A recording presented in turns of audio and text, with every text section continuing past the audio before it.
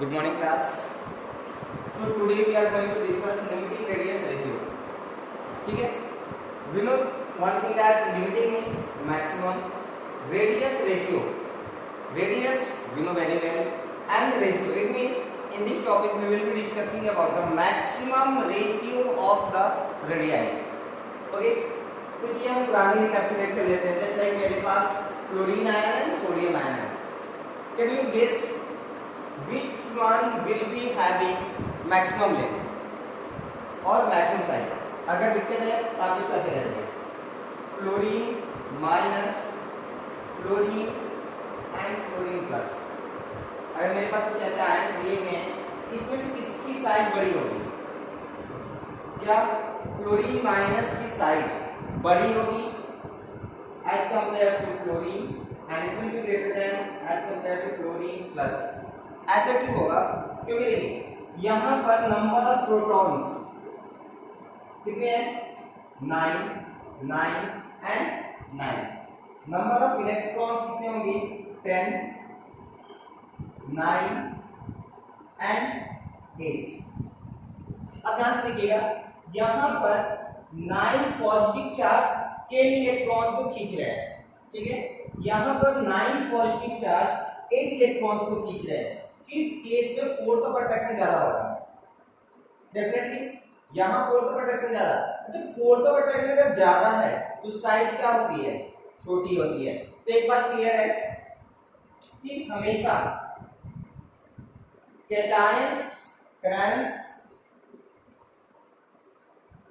will be smaller in size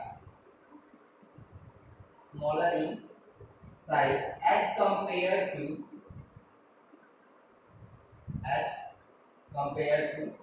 anions. Anions के comparison में cations की साइज हमेशा क्या होगी? छोटी होगी. अब आप बताइए मेरे पास दो बॉक्स है, एक ये छोटा सा बॉक्स है और एक बड़ा सा बॉक्स है. थोड़े सिंपल क्वेश्चन है, ए को बी में रखना आसान है या बी को ए में? क्या हमने ए को बी में आसानी से रख सकते हैं या बी को ए में? Definitely we can keep A into B easily. हम ए को बी में आराम से रख सकते हैं. रीजन बी की साइज क्या है? बड़ी है. बात समझ में आ रही है? अब आप ये बताइए, ये छोटी है ना, हम कहेंगे this is cation, this is anion. अब बताइए क्या कैटायन को एनायन में रखना आसान है या एनायन को कैटायन में? कैटायन को एनायन में, राइट? तो अब बताइए, अब मेरे पास जो वॉइड्स बनेंगी, मान लीजिए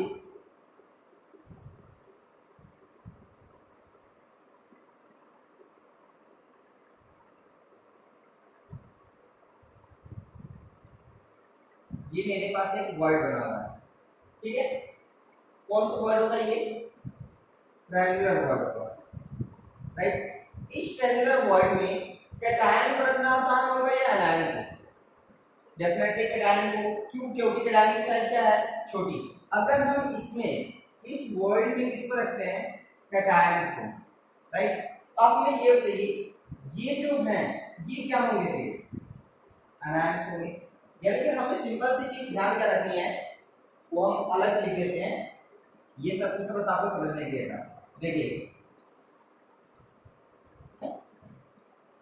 cations will occupy the void. cations क्या करेंगे? उस void को ऑक्यूपाई करेंगे, यानी कि कवर करेंगे. whereas anions will form lattice. और anions क्या बनाएंगे? लैटिस बनाएंगे. ये छोटी सी चीज है, जनरली हमेशा ये ट्रू होगा. ध्यान दें, जनरली मैक्सिमम केस में ये क्या होते हैं? ट्रू होते हैं.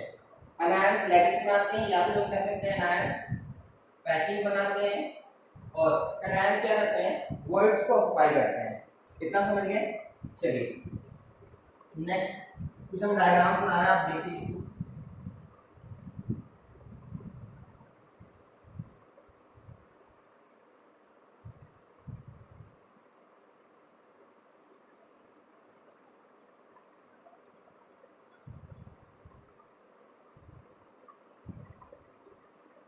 देखिए मेरे पास 3 एटम्स हैं, इनके बीच कुछ गैप है, यानी हम कह सकते हैं ये वॉइड है। जो रेड कलर से हमने एरिया बनाया ये क्या है, वॉइड है। ये वॉइड कैसा होगा, ट्रायंगुलर वॉइड होगा। यहाँ तक क्लियर है। नेक्स्ट देखिए that's this is case number 8।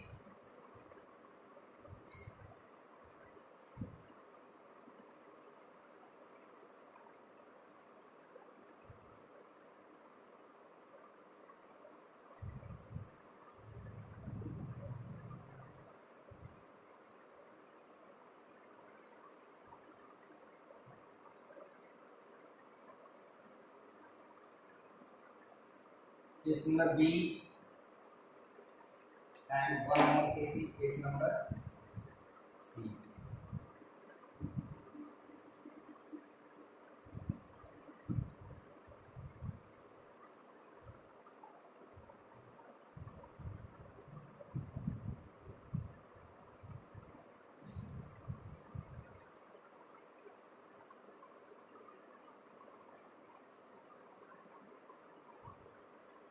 अब आपको समझना क्या है, ये देखिए अभी हमने देखा था ना लैटिस कौन बनाया था, एनायंस, यानी कि ये क्या होगा हमारा negative charge negative charge negative charge. ये जो वॉइड है वॉइड में कौन रहेगा, cations, cations means positive charge. ठीक है, यहाँ देखिए negative negative and positive, negative negative negative and positive. देखिए एक केस सी है, हमें पहले समझना है एक्चुअली इनमें डिफरेंस क्या है या हम बताना क्या चाहते हैं। देखिए ये 3 एटम्स हैं, इस वॉइड को पूरी तरफ से एक कैटायन ने ऑक्युपाई किया हुआ है। ठीक है, यहाँ पर भी वही केस, यहाँ पर वही केस। डिफरेंस क्या देखिए, ये जो 3 एटम्स हैं इनके बीच में गैप है, क्या है इन तीनों के बीच में गैप, हाँ है।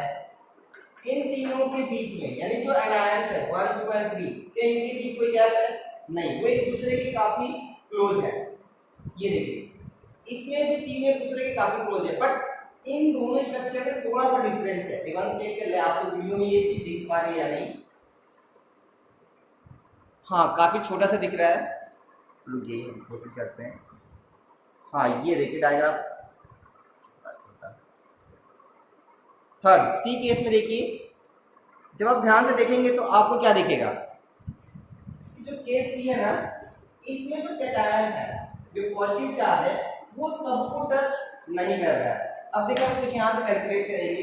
पहला केस ए में ये जो कैटायन है तीनों को टच कर रहा है, इसका मतलब इनके बीच क्या है, मैक्सिमम अट्रैक्शन फोर्स होगा। क्या होगा, मैक्सिमम अट्रैक्शन फोर्स होगा। और दो नेगेटिव चार्ज के बीच में गैप ज्यादा है, ध्यान रहे, दो नेगेटिव चार्ज के बीच में गैप ज्यादा है। अगर गैप ज्यादा है तो रिपल्सन ज्यादा होगी या कम, कम होगी। ओके, तो देयर इज मिनिमम रिपल्सन। ऐसे याद रखिए ये जो कैटायन और एनायन है ये सबको टच कर रहा है, यानी कि इनके बीच का फोर्स कैसा होगा, मैक्सिमम अट्रैक्शन। अब आप हमें बताइए दो नेगेटिव चार्ज को काफी क्लोज आप लेके आ गए हैं तो उनके बीच जो रिपल्सन होगा वो ज्यादा होगा या कम, ज्यादा होगा। It means maximum repulsion. यहां देखिए ये जो नायन और कैटायन है ये काफी दूर है, ये नेगेटिव चार्ज और पॉजिटिव चार्ज एक दूसरे को टच नहीं कर रहे, तो इनके बीच का फोर्स ऑफ अट्रैक्शन मैक्सिमम या मिनिमम, हाँ मिनिमम अट्रैक्शन होगा। ये देखिए जो कैटायंस है वो एक दूसरे के क्या है, काफी क्लोज है, तो इनके बीच का रिपल्सन कैसा होगा, मैक्सिमम रिपल्सन। यहां तो बात समझ आ रही है। अब देखिए यहां पर मैक्सिमम अट्रैक्शन है, मिनिमम रिपल्सन, तो ये बताइए केस ए बी और सी ये डिटेल्स देखने के बाद कौन सा केस ज्यादा स्टेबल होगा, सबसे ज्यादा स्टेबल कौन होगा, ए, उसके बाद बी, उसके बाद सी। बात समझ आ रही है। अब हम इसको वापस से जोड़ते हैं किससे, सॉलिड से, सॉलिड स्ट्रक्चर से। सॉलिड स्ट्रक्चर में हम क्या देखते हैं, एटम्स आर क्लोजली पैक्ड। ये स्टेबल है या नहीं है, है ये स्टेबल है या नहीं है, है। क्या ये स्टेबल है? नहीं। इसके बीच का ट्रैक्शन फोर्स बहुत ही कम है और रिपल्शन बहुत ही ज्यादा। ये क्या होता है? कोलैप्स कर जाएगा, यानी ये एग्जिस्ट नहीं करेगा, यानी कि ये अनस्टेबल है। इसकी बात छोड़ देते हैं। अब हम देखिए ए और बी में हमारे सॉलिड स्टेट को कौन ज्यादा अच्छे से एक्सप्लेन कर सकता है, ए या बी? बी करेगा। रीजन क्या है? ये देखिए इसकी एटम्स एक दूसरे के काफी क्लोज है और हम हमेशा से पढ़ते आ रहे हैं जूनियर सेक्शन से, solids are those matters which have minimum intermolecular space. इनके बीच का इंटरमॉलिक्यूलर स्पेस क्या होना चाहिए? मिनिमम होना चाहिए और दे आर टाइटली पैक्ड। ये देखिए इनके बीच गैप ज्यादा है, यानी इनके बीच की पैकिंग में वॉइड क्या बनेगा? ज्यादा बनेगा। बस आप हमें ये बताइए ए और बी कौन अच्छे से एक्सप्लेन कर सकता है? बी कर सकता है ना? बात समझ में आ रही है यहां तक? चलिए ठीक है। दूसरी चीज आपको ध्यान क्या रखना है, ये जो बी बन रहा है इस केस में बाकी को हम इरेज कर देते हैं। इरेज करने के लिए एक और देखिए डिस्टॉर्शन, एक बार हम आगे खेलेंगे डिस्टॉर्शन। देखिए क्या केस बी में कोई डिस्टॉर्शन है? डिस्टॉर्शन का मतलब क्या ये जो कैटायन है इनको दूर दूर कर रहा है?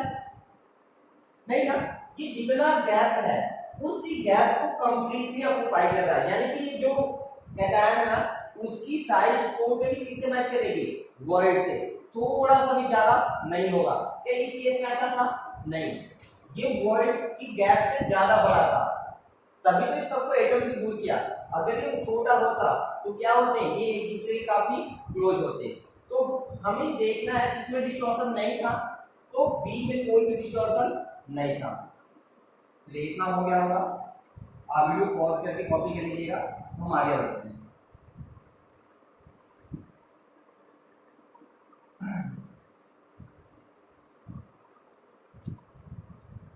अब देखिए छोटा सा टर्म है, जो स्टेबिलिटी होगी, यानी कि जो भी आपने कंपाउंड लिया है या सॉलिड लिया है उसकी स्टेबिलिटी किस पे डिपेंड करेगी? Relative size of cation and anion, इनकी साइज पे डिपेंड करेगी। क्योंकि अगर ये साइज काफी बड़ा हो गया किसकी? कैटायन की, तो डिस्टॉर्शन बढ़ जाएगा। डिस्टॉर्शन बढ़ेगा तो क्या हो जाएंगे? अनस्टेबल हो जाएंगे।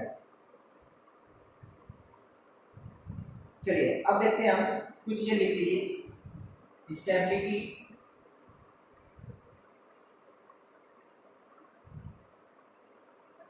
depends on the relative size of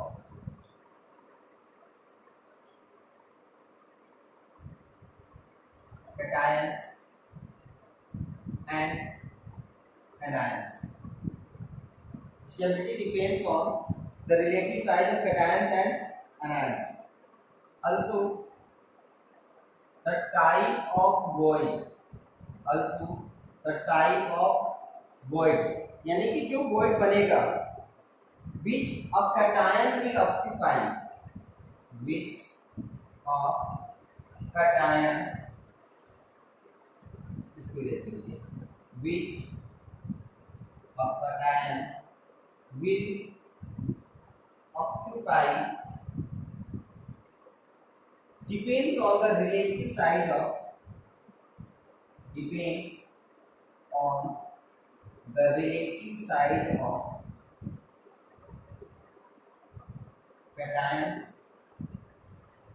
and anions. तो किस पे डिपेंड करते हैं? cations and anions. This ratio of size of cations and anion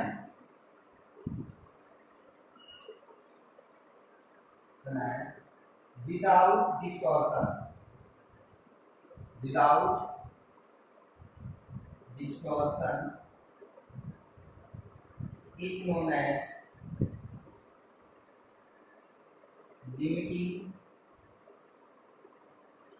radius ratio. That is known as limiting radius ratio. आप इसको ऐसे लिख सकते हैं, limiting radius ratio is the ratio of cation and anion. So radius of cation divided by radius of anion, या फिर और क्या लिख सकते हैं, radius of positively charge atoms divided by radius of negatively charge ions. यहां तक clear है? चलिए, तो पुराने वाले केस में हमने देखा था जो केस बी था वो सबसे ज्यादा स्टेबल होगा। रीजन, केस ए की स्टेबिलिटी ज्यादा हो रही थी, लेकिन केस ए में दिक्कत क्या थी, वहां डिस्टॉर्शन ज्यादा था, वो सॉलिड स्टेट को एक्सप्लेन नहीं कर पाता। तो हम कौन से केस को लेंगे आगे, बी को। इसलिए हमारे डेफिनेशन में एक चीज ध्यान रखिएगा, पहले this ratio of size of cation and anion without distortion, उसमें कोई भी डिस्टॉर्शन नहीं आना चाहिए। सिंपल सी बात वो ये कहना चाहता है कि आप ये देखिए, मेरे पास एक कैप है, ठीक है, इस कैप में मुझे मार्कर लगाना है, हम आराम से लगा सकते हैं, क्योंकि ये जो कैप के बीच में गैप है ना, वो इसी के सेम साइज का है। अगर मुझे दूसरा मार्कर दे दिया गया जिसकी साइज का थोड़ी सी बड़ी है और हम जबरदस्ती लगाएंगे तो ये क्या होगा, ब्रेक कर जाएगा, यानी कि डिस्टॉर्ट हो जाएगा। तो हमें वो ढूंढना है जिसकी रेशियो इससे मैच करती हो, ना कि उससे ज्यादा। अब ये देखिए, मेरे पास एक टेस्ट ट्यूब है और मेरे पास कैंडल है। अब ध्यान से देखेंगे तो ये फिट नहीं हो रहा है। अगर हम इसे जबरदस्ती करेंगे ये क्या होगा, इसको तोड़ देगा, यानी कि डिस्टॉर्शन हो जाएगा। तो हमें ऐसे रेशियो को निकालना है जो कि ठीक वॉइड की जितनी भी कैपेसिटी है उतनी ही साइज का हो और उसे कंप्लीटली ऑक्यूपाई कर सके। अब हम थोड़ी सी चीजों को आगे लेके चलते हैं। देखिए, नेक्स्ट हम क्या डिस्कस करने जा रहे हैं, ट्रायंगुलर वर्ड्स। एक्चुअली ये डेरिवेशन वगैरह नहीं है हमारे सिलेबस में, फिर भी हम एक करके आपको दिखा देंगे और उसके बाद में छोटा सा चार्ट बनाएंगे जिसको आपको एज इट इज याद रखना है। ठीक है, हम किसके लिए लिमिटिंग रेडियस रेशियो निकालने जा रहे हैं, ट्रायंगुलर वर्ड्स के लिए। इसके लिए ट्रायंगुलर वर्ड्स के लिए, ट्रायंगुलर वर्ड्स कब बनते हैं, जब हमारे पास 3 एटम्स हों, राइट। इसको थोड़ा सा क्लोज कर दें,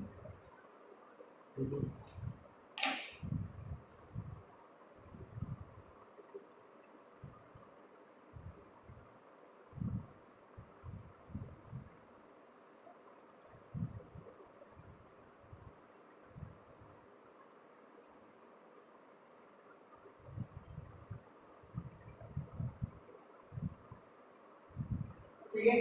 देखिए वो कहां आपको पाई करेगा, ये वाला स्पेस, ये हमारा क्या हो गया, सेंटर। अब देखिए, अगर हम इनके सेंटर को मिलाएं, देखिए क्या बनेगा, एक ट्रायंगल बनेगा। अब हमें ये बताइए, ये गैप यहां से यहां तक तो हम क्या कहते हैं, रेडियस कहते हैं। क्या हम कह सकते हैं, ये गैप यहां से यहां वाला जो गैप है वो रेडियस ऑफ कैटायन आरसी होगा। ठीक है, अब ये गैप देखिए यहां से यहां तक का, ये भी क्या होगा, r c, radius of cation, sorry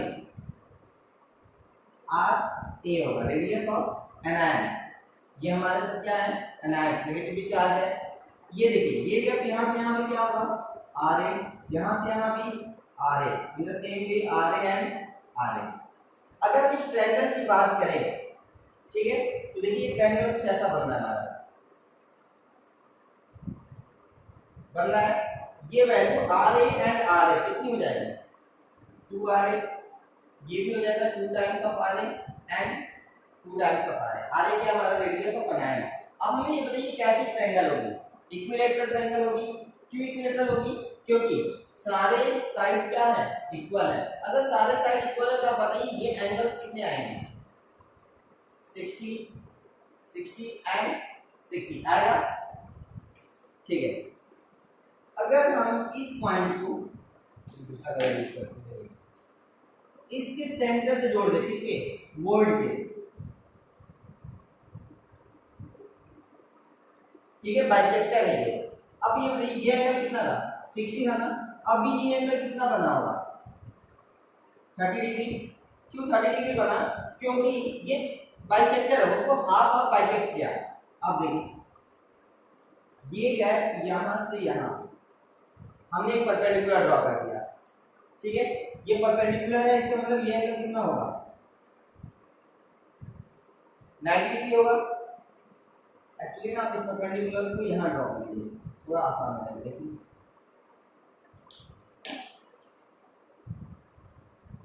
ऐसे, देखिए ये एंगल कितना बनेगा यहाँ पर, जब आप परपेंडिकुलर ड्रॉ करेंगे ये एंगल कितना बनेगा 90 डिग्री। अब अगर हम इसी ट्रायंगल को बाहर निकाल दें, हो सकता है आपको थोड़ी सी दिक्कत हो रही है छोटा देखने में, तो हम इसके कुछ पार्ट बाहर निकाल देखिए।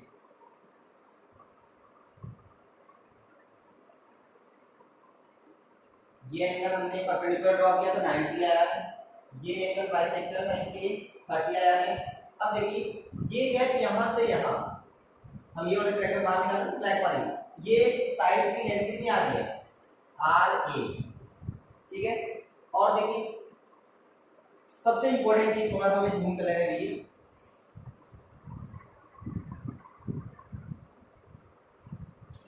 ये देखिएगा ये जो गैप है यहां तक, यहां से लेके यहां तक, ये गैप क्या होगी RA रेडियस ऑफ कटायन, और ये गैप कितनी होगी देखिए ये RC होगी रेडियस ऑफ कटायन, छोटे वाले कटायन की रेडियस, और यहां से यहां तक रेडियस ऑफ कटायन। आप हमें बताइए ये टोटल लेंथ कितनी आएगी, हाँ कितनी आएगी RA plus RC, radius of anion plus radius of cation. ध्यान दीजिएगा ये गैप यहां से यहां तक रेडियस ऑफ एनायन है और यहां से यहां तक रेडियस ऑफ कैटायन है, हम दोनों का ऐड करेंगे क्या हो जाएगा RA प्लस RC। देखिए यहाँ पे छोटा सा रिलेशन लिख लीजिए cos 30 का, हमने cos 30 की लिया क्योंकि 30 डिग्री हमें आराम से यहाँ पर दिख रहा था। देखिए अब cos का रिलेशन क्या होता है, हाँ बेस अपॉन हाइपोटेनस, राइट। अब देखिए यहाँ पर cos 30 की वैल्यू कितनी आती है √3/2 आती है, बेस ये 30 डिग्री है ना, इसका बेस कौन बनेगा ये बनेगा, तो क्या लिखेंगे हम RA plus RC divided by hypotenuse. देखिए ये बेस है ये वाला, तो हाइपोटेनस कौन होगा इसके अपोजिट साइड वाला यानी कि RA। अब देखिए √3/2 की वैल्यू, √3 की वैल्यू देख लीजिए, अच्छा पहले हम इसको अपोजिट कर देते हैं। अगर हम अपोजिट करें तो ये क्या हो जाएगा 2/√3 और ये क्या हो जाएगा RA upon RA plus RC। यहाँ तक बात समझ आ रही है, हमने क्या किया दोनों को रेसिप्रोकेट कर दिया, ये √3/2 था हमने इसको क्या कर दिया 2/√3, ये RA plus RC upon RA था हमने इसको क्या कर दिया RA upon RA plus RC। क्यों किया हम आप देख लेंगे, तो देखिए 2 की वैल्यू पूरा देते हैं, √3 की वैल्यू 1.732 पता है। चलिए अगर हम इसको अलग अलग लिखें तो देखिए हम क्या लिख सकते हैं इसको RA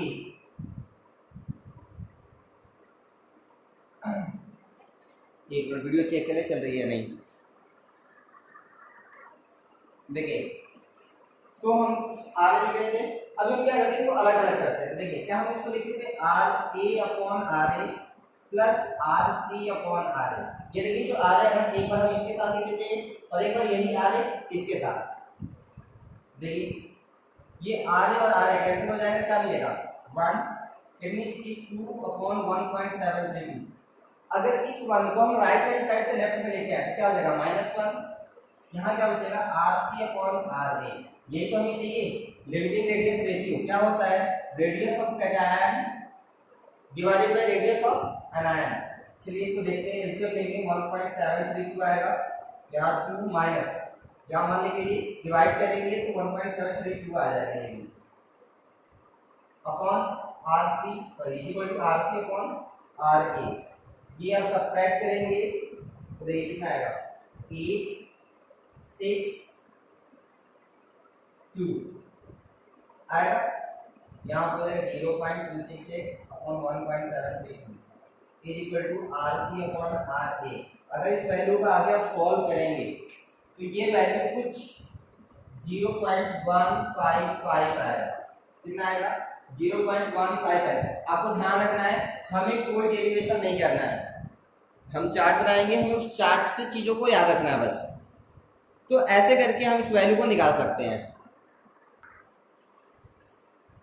ओके, तो ये देखिए हमारे पास चार्ट रेडी है, लिमिटिंग रेडियस रेशियो की वैल्यू दिया हुआ है, टाइप ऑफ वॉइड है, आगे हमें कैलकुलेट कोऑर्डिनेशन वगैरह करना है। देखिए अभी हमने जो वैल्यू निकाली थी वो कितनी आई थी, 0.155, राइट। वो वैल्यू एग्जैक्ट 0.155 आई हुई थी। ये देखिए जो सिंबल है ना, ये सिंबल किससे आया, लेस देन की। अगर हमारी लिमिटिंग रेडियस रेशियो की वैल्यू 0.155 से छोटी आती है, ध्यान रहे 0.155 से छोटी आएगी, तो जो वॉइड ऑक्यूपाई वो कर सकता है वो ऑक्यूपाई कैसा होगा, वॉइड लीनियर होगा। लीनियर का मतलब कुछ ऐसे अरेंजमेंट होगी, एक यहाँ पर एक यहाँ पर और इसके बीच में कोई गैप है, ठीक है। तो ये जो गैप बन रहा है वॉइड, इसी को हम बोलते हैं लीनियर वॉइड। क्या बोलते हैं हम, लीनियर वॉइड। क्यों लीनियर बोलते हैं, क्योंकि ये लीनियर डायग्राम शो करते हैं, लीनियर ज्योमेट्री भी शो करते हैं। अब देखिए नेक्स्ट, अगर RC अपॉन RA यानी कि लिमिटिंग रेडियस रेशियो की वैल्यू 0.155 आ जाए, ध्यान है इक्वल का भी सिंबल है ना, यानी कि ये भी आ जाए या इससे बड़ी आए, लेकिन सॉरी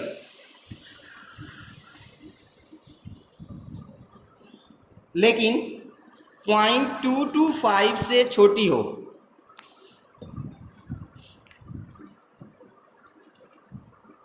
लेकिन 0.225 से छोटी हो, तो वो जो वॉइड ऑक्यूपाई कर सकता है वो कौन सी वॉइड होगी, ट्रायंगुलर। अभी हमने निकाला भी था एग्जैक्ट वैल्यू कितनी आई थी, 0.155 आई थी। इससे बड़ी हो या इतनी हो, लेकिन 0.225 से क्या होनी चाहिए, छोटी होनी चाहिए। वैसे ही अगर RC अपॉन RA की वैल्यू 0.225 आती है या उससे बड़ी आती है, लेकिन 0.414 से छोटी आती है, तो कौन सा ऑक्यूपाई करेगा, वॉइड टेट्राहेड्रल। ऐसे ही 0.414 के लिए ऑक्टाहेड्रल। देन आपको क्यूबिकल एंड आइडियल एफिशिएंसी, ये हमारा चार्ट है। देखिए कोऑर्डिनेशन नंबर हम निकालते हैं, लीनियर का कोऑर्डिनेशन नंबर। अब इन्होंने डायग्राम बनाया था, लीनियर का डायग्राम ऐसे बनेगा। हमने पूछा क्या जा रहा है, ये जो वॉइड बन रही है ना, इस वॉइड में अगर कोई एटम रखे या कोई कैटायन रख दे, तो उसकी कोऑर्डिनेशन नंबर कितनी आएगी, 2 आएगी। एक तरफ ऑक्यूपाई करेगा, दूसरी तरफ ये कवर कर रहा है, यानी कितनी आएगी, कोऑर्डिनेशन नंबर 2 आ जाएगी, ठीक है। ट्रायंगुलर वॉइड कैसा बनता है, ऐसा मतलब ये बीच में गैप होती है। अगर यहाँ पे कैटायन रख दे, इसकी कोऑर्डिनेशन नंबर कितनी आती है, 1 2 एंड 3, ठीक है। तो कोऑर्डिनेशन नंबर कितना आ गया, ट्रायंगुलर के लिए 3, टेट्राहेड्रल के लिए मालूम है कितना आता है, 4, ऑक्टाहेड्रल के लिए कितना आता है, 6, क्यूबिकल के लिए कितना आएगा, 8, और आइडियल एफसीसी के लिए कितना आता है, 12। ये हम पहले ही निकाल चुके हैं। बात यहाँ समझ में आ रही है, चलिए ठीक है। छोटे छोटे कुछ क्वेश्चंस हैं, आप एक बार क्वेश्चंस देखेंगे तो आपको आइडिया लगेगा क्वेश्चंस कैसे आ सकते हैं। चलिए हम क्वेश्चन राइट करते हैं, फिर आगे हम कंप्लीट करेंगे। कुछ वैल्यूज आपको थोड़े से माइंड में रखने होंगे, क्योंकि ये वैल्यू जब तक याद नहीं रहेगा आप ये गेस नहीं कर सकते हैं कि वॉइड कैसी होगी, या फिर उस वॉइड में आने वाले एटम या कैटायन की कोऑर्डिनेशन नंबर कितनी आएगी। चलिए थोड़ा सा क्वेश्चन है, देखिए the 2 ions A+ and B+, मेरे पास 2 आयन दिए हैं A+ और B+, इसकी रेडियस दिया हुआ है। Let's say this is question number 1, क्या रेडियस दिया गया है, A+ and B- have radii 88 picometre and 200 picometre, ठीक है। हमें ये वैल्यू दी हुई है, हमसे पूछा जा रहा है in the closed packed crystal of the compound AB predict the coordination number of A+। हमें क्या निकालना है, कोऑर्डिनेशन नंबर ऑफ A+ निकालना है, कितना आएगा, ठीक है। इसके लिए हमें क्या करना होगा, अगर हमें वॉइड मालूम चल जाए क्या हम कोऑर्डिनेशन नंबर निकाल सकते हैं, बिल्कुल निकाल सकते हैं। देखिए तो वॉइड निकालने के लिए हमें क्या निकालना होगा, RC अपॉन RA की वैल्यू। तो लिखते हैं RC अपॉन RA, यहाँ पे कैटायन कौन है, A है, so radius of A+ upon radius of B-। देखिए A+ की वैल्यू कितनी है, 88 अपॉन b माइनस की वैल्यू 200, दोनों की यूनिट सेम है तो कोई इशू नहीं है, हम डायरेक्ट सॉल्व कर सकते हैं। ये वैल्यू कितनी आएगी, ये वैल्यू को सॉल्व करने के बाद ये वैल्यू आएगी 0.44, कितनी आएगी 0.44।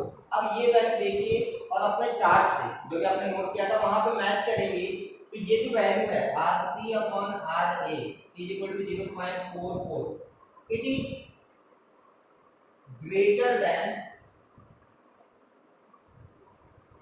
0.414, ये 0.414 से बड़ी है but it is less than 0.732।